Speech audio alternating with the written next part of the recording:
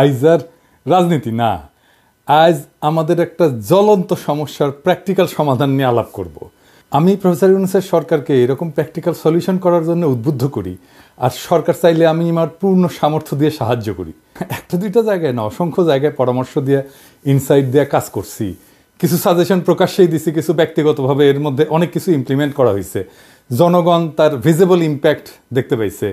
আমার মতো জায়গায় থেকে, যে কিনা সরকারের পার্ট না কিন্তু সরকারের বেসরকারি পার্টনার হিসেবে নিজেকে কনসিডার করে, আর যার সরকারের কাছে থেকে পাল্টা কোনো প্রত্যাশা নাই, শুধু দেশের ভালো হওয়া, দেশের মানুষের জন্য কল্যাণকর হওয়াই যদি কারো চাওয়া হয়, তাহলে সেটা খুব পজিটিভ হইতে পারে দেশের জন্য। আর আমার মনে হয় আমার এই ভূমিকাতেই থাকা উচিত। যাই হোক, আসেন আজকের আলোচনায় ঈদে বাড়ি যাওয়া নিয়ে।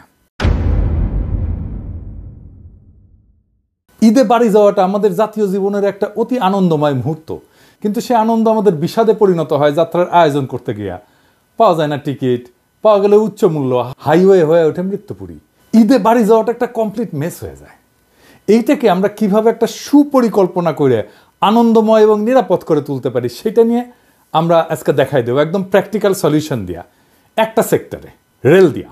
কারণ হচ্ছে যে আমাদের বড় ভাই ফায়জুল ভাই এখন রেল উপদেষ্টা, ওনারা বললাম যে ফায়জুল ভাই, আমি একটা পরিকল্পনা করছি রেল নিয়ে কিভাবে ঈদে বাড়ি যাওয়াকে আরো এফিসিয়েন্ট করা যায়। ফায়জুল ভাই সব আইডিয়া আগ্রহ নিয়ে শোনেন, উনি উৎসাহ দেন এবং অতি উদ্যমী মানুষ।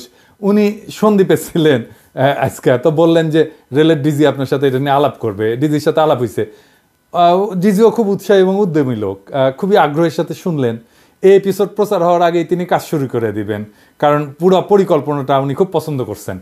যাই হোক, যেটা আজকে শুনতে যাচ্ছেন সেটা বাস্তবায়িত হইতে যাইতেছে। পুরোটা বাস্তবায়িত না হলে বড় অংশ বাস্তবায়ন করবেন তিনি, আমি পূর্ণ সাহায্য করব ওনাকে। কিন্তু সবাই রে এই পরিকল্পনাটা কয়ে দিই, ডিজি সাহেবের সাথে আরো খুঁটিনাটি বিষয় নিয়ে কথা বলতেই হবে। পুরা ঈদ টাইমে এই কাজে আমি নিজেকে ডেডিকেট করব, আমার টিম নিয়ে। আমার দর্শকদের মোটা দাগে কি পরিকল্পনা সেটা বলে দেওয়া যাবে। ফাইজুল ভাই নিজেও দেখলেন যে উনি কি কাজে, এটা আমি কি কাজ করতে চাইছিলাম ডিটেইল, সেটা উনি দেখলেন। আর সবচেয়ে গুরুত্বপূর্ণ হইতেছে সেটা হচ্ছে আমার ক্ষুদ্র ভ্রাতা আর ভগিনীরা যা আছে তাই দিয়া প্রবলেম সলভ করার তরিকাগুলো বুঝতে পারবে। এমবিএতে যারা অপারেশন ম্যানেজমেন্ট পড়েন তারাও আইডিয়া জেনারেট করতে পারবেন, চিন্তার এই পদ্ধতি ব্যবহার করতে পারবেন। আসেন আল্লাহর নামে শুরু করি, কেমনে ঈদের যাত্রা আনন্দময় করা যায় রেল দিয়া। 2023 সালের একটা সমীক্ষা অনুযায়ী ঈদের আগে 4 দিনে ঢাকা ছাড়েন 1,20,00,000 মানুষ। সেই হিসেবে ঈদের সময় গড়ে প্রত্যেক দিন বাড়ি যান 30 লাখ মানুষ। কিন্তু ঢাকা কেন্দ্রিক যে গণপরিবহন ব্যবস্থা আছে সেগুলো দিয়ে বড় জোর দিনে 22 লাখ লোককে পরিবহন করা সম্ভব, এক জায়গা থেকে আরেক জায়গায় নিয়ে যাওয়া। ঈদের আগের কয়েকদিন প্রত্যেক দিন গড়ে প্রায় 8 লাখ মানুষ বাসে, মিনি বাসে, 1,05,000 মানুষ ট্রেনে বসে এবং দাঁড়ায়, 1.25 লাখ মানুষ লঞ্চে যাতায়াত করেন। ব্যক্তিগত গাড়ি, মাইক্রোবাস ভাড়া করে বাড়ি যান 7.5 লাখ মানুষ। মোটরসাইকেল নিয়ে ঈদ যাত্রায় সামিল হন 4 লাখ মানুষ। সমীক্ষা বলতেছে আরও 8 লাখ মানুষ ট্রাক, অটোরিকশা সহ নানা অপ্রচলিত বাহনে ভোগান্তি নিয়ে যাতায়াত করেন। কিন্তু যাত্রীবাহী যানবাহনের সক্ষমতা আছে 86,68,000 যাত্রী পরিবহনের। বাকি 33,32,000 যাত্রী যান সংকটে ভোগেন। ট্রেনে কত মানুষ যায়? আমরা আগের ডাটায় দেখি যে 7 দিনে 2 লাখের একটু বেশি মানুষ টিকিট কাটে। কিন্তু আমরা অনুমান করি টিকিট কেটে যারা যায় তার থেকে 3 থেকে 4 গুণ লোক বিনা টিকিটে যাতায়াত করে। রেলের ডিজি বললেন অ্যাটলিস্ট দ্বিগুণ লোক যাতায়াত করেন। তার মানে 6 থেকে 8 লাখ লোক ট্রেনে ট্রাভেল করে এই ঈদের সময়। এই ট্রেন ট্রাভেলকে আমরা কিভাবে এফিসিয়েন্ট বা অপটিমাইজ করতে পারি? এফিসিয়েন্সি মানে হচ্ছে আমার যা আছে তাই দিয়ে বেশি ফল আনবো অন্যভাবে কইরা। এখন দেখি আমরা ঢাকা চট্টগ্রাম রুট নিয়ে একটা পরিকল্পনার কথা আলাপ করি, যে পরিকল্পনাটা করা হয়েছে, মানে একটা উদাহরণ হিসাবে আর কি। এটা সব রুটে করা যায়, কিন্তু আজকে আমরা দেখব ঢাকা চিটাগাং রুটের আলাপ। বর্তমান মডেলটা কি? সেটা হইতেছে ঢাকা থেকে একটা ট্রেন চট্টগ্রাম যায় আন্তনগর, সব স্টেশনে না থেমে নির্দিষ্ট বড় স্টেশনগুলোতে থামে। ট্রেনটা পৌঁছাতে সময় লাগে 6 থেকে 7 ঘন্টা এক এক দিকে, মানে যাইতে 6 থেকে 7 ঘন্টা, আসতে 6 থেকে 7 ঘন্টা। সেই ট্রেন আবার ফিরে আসে, ফলে এক ট্রেন দিনে একবার মাত্র যাতায়াত করা সম্ভব। একটা ট্রেনে যায় 700-র মতো যাত্রী একদিকে, ফেরত আসার সময় অনেক কম যাত্রী থাকে ঈদের সময়। তার মানে আমরা চিটাগাংয়ে পৌঁছাই দিতে পারি 700 যাত্রী একটা আন্তনগর ট্রেন ব্যবহার করি। আমরা আমাদের যাত্রীদেরকে 2 ভাগে ভাগ করে তাদের 2 ধরনের ট্রান্সপোর্টের অপশন দেব। একটা অপশনে অবশ্যই আন্তনগর থাকবে। এইখানে সিনিয়র সিটিজেন যাদের বয়স 40-এর উপরে তারা টিকিট পাবেন আগে প্রথমে। যাদের শিশু আছে, বিবাহিত মহিলা আছেন, পরিবার নিয়ে সফর করতে চান, বড় লাগেজ আছে, আমরা তাদেরকে আন্তনগর দিয়ে নিয়ে যাব, তাদেরকে আগে টিকিট দেবো। এর বাইরেও যারা যাইতেছেন তাদেরকেও দেবো। তবে আমাদের আর একটা অংশ আছে যারা ছাত্র, সিঙ্গেল, কম বয়স, 40-এর নিচে বয়স, লাগেজ কম, একটা ব্যাগ নিয়ে চলে যায়, আমরা তাদের আলাদা ট্রান্সপোর্ট সার্ভিস দেব। এরাও কিন্তু এখন আন্তনগর ইউজ করে যায়, এরা যাত্রীর একটা বড় অংশ। তো তাদেরকে আমরা যে বিকল্প ব্যবস্থা দেব সেটাকে আমরা বলবো শাটল রুট চেইন। এটা কি? ধরেন ঢাকা থেকে চট্টগ্রাম পর্যন্ত যেতে 2 বার ট্রেন বদল করতে হবে এই শাটল রুট ট্রেনে। ঢাকা থেকে যাত্রা শুরু করবে, কুমিল্লা যাবে, কুমিল্লায় যাত্রী নামায় দিয়ে ঢাকায় ফিরে যাবে ওই শাটল ট্রেন। যাত্রীরা কুমিল্লা থেকে আর এক ট্রেনে উঠবে, ফেনী পর্যন্ত যাবে, ফেনীতে যাত্রী নামায় দিয়ে এটা কুমিল্লায় ফিরে আসবে। ফেনী থেকে যে ট্রেন যাবে ফাইনাল ডেস্টিনেশনে চট্টগ্রামে, 2 বার ট্রেন চেঞ্জ করতে হবে। তাইলে এইভাবে 3টা ট্রেন দিয়ে কম করে হলেও 8 থেকে 9টা ট্রিপ দেওয়া যাবে প্রত্যেক দিন। তার মানে আমরা প্রায় 6000 যাত্রীকে চিটাগাংয়ে পৌঁছাই দিতে পারবো। এই ট্রেনগুলোকে যদি আমরা আন্তনগর হিসেবে চালাইতাম তাহলে ম্যাক্সিমাম 2100 যাত্রীকে চিটাগাংয়ে পৌঁছাই দিতে পারতাম। তার মানে 3 গুণ যাত্রী বেশি পরিবহন করা সম্ভব যদি এই শাটল রুট চেইন যেটা আমি বললাম সেইভাবে ব্যবহার করা হয়, একই রিসোর্স ইউজ করে। ভাড়া হবে আন্তনগরের অর্ধেক এইখানে শাটল রুট চেইনে, কিন্তু এইখানে ট্রেন বদলাইতে হবে। তো শুধু দাম কম এই জন্য কি ট্রেন বদলাইতে রাজি হবে? এনাফ ইনসেন্টিভ হবে? হয়তো হবে না, এটাকে প্যারা মনে করতে পারে কেউ। সেই জন্য আমরা এই সার্ভিসের সাথে আর একটা অতিরিক্ত সুবিধা দেব। প্রত্যেকটা স্টপেজে, ট্রেনের স্টপেজে বাস সার্ভিস ইন্টিগ্রেটেড হবে। মানে ধরেন আপনি ঢাকায় নামলেন, আপনি স্টেশন থেকে নেমে গাজীপুর, সাভার, নারায়ণগঞ্জ এই 3টা ডেস্টিনেশন যেতে পারবেন, একই টিকিট, নতুন টিকিট কাটতে হবে না। আপনি স্টেশন থেকে বা অনলাইনে যে টিকিট কাটছেন ট্রেনের, সেখান থেকে বলতে পারবেন আপনি এই জায়গা থেকে গাজীপুর যাবেন, স্টেশনের সামনে বাস দাঁড়ানো থাকবে, ট্রেন থেকে নামার 20 থেকে 25 মিনিট পর বাসগুলো ছেড়ে যাবে গন্তব্যে। ভলান্টিয়াররা যাত্রীদেরকে বাস পর্যন্ত পৌঁছে দেবে, ট্রেন থেকে ডাকবে যাত্রীদেরকে, সাভার এইদিকে এইদিকে এইদিকে, নারায়ণগঞ্জ এইদিকে এইদিকে এইদিকে, গাজীপুর এইদিকে এইদিকে এইদিকে, প্ল্যাকার্ড হাতে দাঁড়ায় থাকবে, ডেস্টিনেশনের নাম লেখা। ভলান্টিয়াররা ছাত্রদেরকে নিতে পারি, স্কাউটদের নিতে পারি, তাদের আমরা খরচা দেবো, টাকা দেবো। তারপরে ধরেন কুমিল্লা স্টেশনে লাকসামার মুরাদনগরের বাস থাকবে, ফেনীতে থাকবে সোনাগাজী আর পরশুরামের বাস, চিটাগাংয়ে থাকবে হাটহাজারী, রাঙামাটি, বাঁশখালী, আনোয়ারার বাস। লাস্ট স্টপেজগুলোতে আন্তনগরের সাথেও আমরা বাস সার্ভিস ইন্টিগ্রেট করে দিতে পারি। মানে আন্তনগরের টিকিট কাটলে এই 4টা ডেস্টিনেশনে যেতে পারবে। এই যে হাতে সময় খুব কম, কিন্তু অনেক কিছুই হয়তো বাস্তবায়ন করা যাবে এই পরিকল্পনায়। আমি কাজ করে দেখানোর মানুষ। বিপ্লব এই সুযোগ আর সম্ভাবনার দুয়ার খুলে দিছে। পরের ঈদে ইনশাল্লাহ আরও সুচারুভাবে কাজটা করতে পারবো। বাংলাদেশের রেলওয়েকে সুপার এফিশিয়েন্ট করে তোলা যাবে যদি আমরা একসাথে এই টিমটা কাজ করতে পারি। আমার ডিজি সাহেবকে খুবই পছন্দ হয়েছে, খুবই মাইডিয়ার লোক। আমরা যদি একসাথে করতে পারি তাহলে অনেক out of the box solution দিয়ে রেলকে আমরা বদলাই দিতে পারবো আমূল। আমাদের পার্টনারশিপ যদি অটুট থাকে। একটা স্যাম্পল তো দেখাইলাম কিভাবে করতে চাই। সরকারের কোনো আলাদা বরাদ্দ লাগবে না। যদি এই কাজটা আমরা রেলের সাথে টিম হিসেবে করে ফেলতে পারি তাহলে ভবিষ্যতে আমরা বাকি কাজগুলোও করতে পারবো। বাংলাদেশ রেলওয়ের পাশে আপনাদের পিনাকি তার টিম নিয়ে কাজ করবে রাত দিন, যেন ঈদের যাত্রা আপনাদের আনন্দময় হয়। রেলওয়ের বন্ধুরা যারা এই কাজ করবেন একসাথে আমার সাথে এই প্রজেক্টে, তাদের বলতেছি it will B a big fun. আমরা একসাথে অসাধারণ অভূতপূর্ব কিছু অর্জন করব, একই সাথে ফান করব, আমরা আনন্দ করব, আনন্দের সাথে এই কাজটা করব। আর যাত্রীরা আপনাদের নির্বিঘ্ন আর আনন্দময় বাড়ি ফেরাকে নিশ্চিত করতে পারলে আমরা আনন্দিত হব। সে আনন্দ হবে তুলনাহীন। আবার এইটা ভাইবেন না যে এটা টাকা করে একটা প্রজেক্ট করেছি, টাকা পয়সা নেবে পিনাকি দাদা অনেক কিছু। না না না, আমি বা আমার টিম এটার সাথে কোনো আর্থিক সংশ্লেষ নাই বা টাকা পয়সা দেবে না আমাদেরকে সরকার কোনো। এটা সম্পূর্ণ স্বেচ্ছাশ্রম, আমাদের ভলান্টারি ওয়ার্ক বাংলাদেশ সরকারের জন্য, বাংলাদেশ রেলের জন্য কমপ্লিটলি ভলান্টারি ওয়ার্ক। এটা পরিষ্কার কইরা দেওয়া ভালো। আমার তো আবার শত্রুর অভাব নাই, কখন আবার কে বইলা বসে যে রেলের সাথে ব্যবসা করিচ্ছে পিনাকি। জি না ভাই, একটা পয়সাও আমরা নিচ্ছি না, আমার টিম নেবে না। আমার সাথে যারা কাজ করবে বেসরকারি পার্টনার যারা, তারা কেউই এই প্রজেক্ট থেকে কোনো পয়সা নেবে না।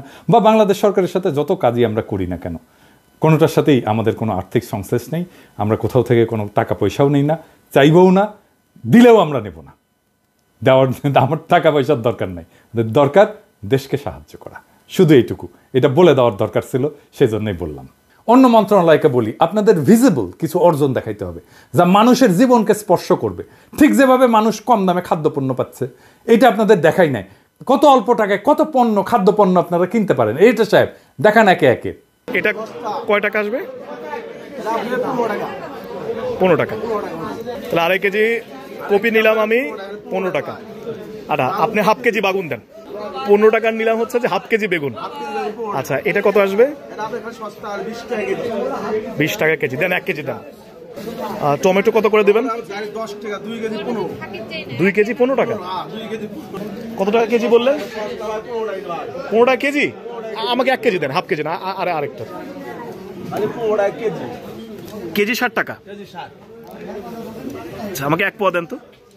20 টাকা কেজি পেঁপে, আমরা একটা পেঁপে নিলাম, হাফ কেজির মতো হলো। তাহলে কয় টাকা আসলো? 10 টাকা। ঠিক আছে, 10 টাকা। ভাই এটা কত দিব এটা বলেন?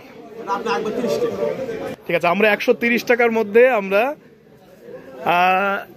লাউ পেলাম, বাঁধাকপি পেলাম, তারপরে মিষ্টি লাউ পেলাম, বেগুন পেলাম, আমরা পেঁপে পেলাম, করলা পেলাম, গাজর পেলাম, টমেটো পেলাম। ঠিক আছে, আপনাদের তাহলে আমার 150 টাকা লাগলো না? 130 টাকা। আমরা 130 টাকায় এই কয়েকটা বাজার করলাম, এতগুলো বাজার। দেখি 150 টাকা ফিল আপ করতে 150 থেকে 200-র মধ্যে বাজার করব। আমার এখনো পেঁয়াজ এবং হচ্ছে যে আলুই বাকি আছে। বিগত সময়ে কত করে পেঁয়াজ বিক্রি করেছেন? 400 টাকা, 220 টাকা, 120 টাকা। আপনি এটা হলো 25 সাল 24 সাল থেকে ওই দাম দিচ্ছি। এই বছরটা মানে 5 তারিখের পর থেকে বাজার রেট কম। কত টাকা দিতে হচ্ছে? 35 টাকা। আমাদের তাহলে এখানে হচ্ছে 35, 1 কেজি পেঁয়াজ কিনেছে। আর ওইদিকে ছিল কাঁচা বাজারে 130। তাহলে কত হলো ভাই? 165।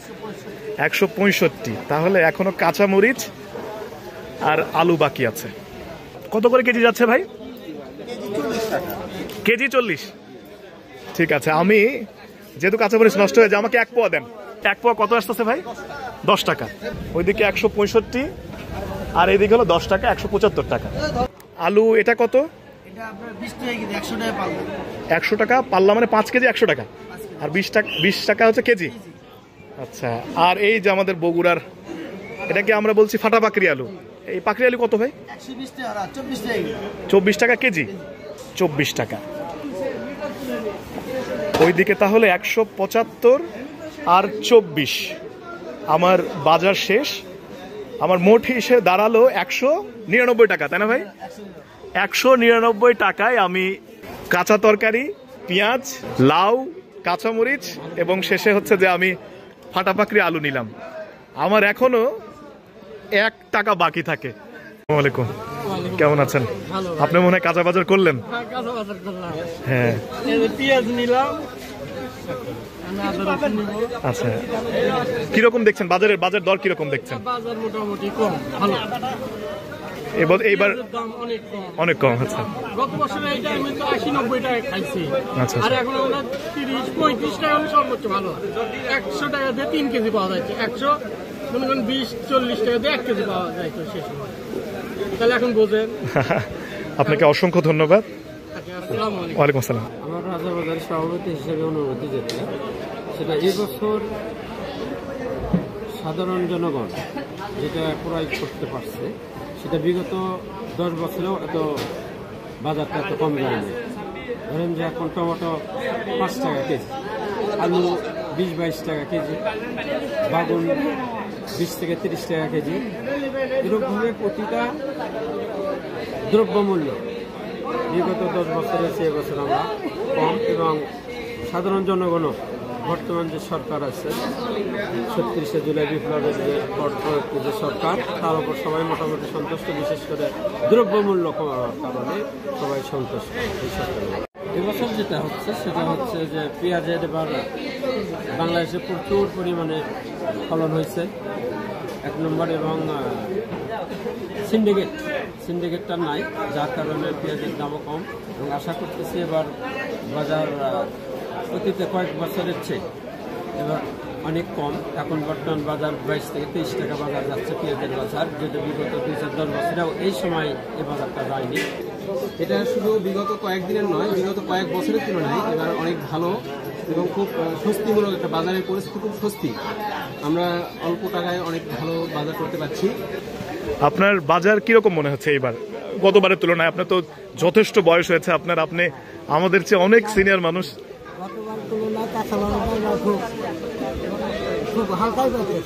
জি জি জি। তা আপনার কি মনে হয় যে সরকার কি পারছে বাজার নিয়ন্ত্রণ করতে?